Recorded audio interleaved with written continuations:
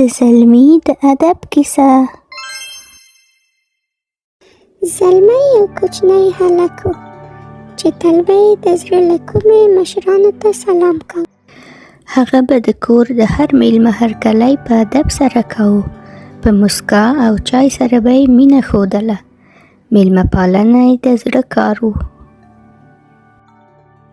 هغه به په ښوونځي کې تل د ښوونکي درناوی کاوه او خپل ملګري به یې نه ځورول بلکې مرسته به یې ورسره کوله.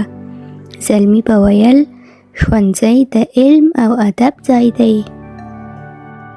یوه ورځ یې ښوونکي ورته وویل زلمیه، ادب د انسان ښکلا ده. یوازې جامې د انسان ښکلا نه وي بلکې ادب هم د انسان ښکلا ده. زلمي دا خبره په زړه کې واخیسته او تل به یې د خپل ښوونکي په دې خبر عمل کاوه. مشران به چې کله ناکله د یو بل سره کېناستل نو یو بل ته به موسکی شول. چې کله به یې زلمی ولید دوی به ویل زلمی زموږ د نسل فخر دی. یو هلک چې د ادب له لارې په زړونو کې ځای پیدا کړي هغه په مشرانو او کشرانو ټولو باندې ګران وي.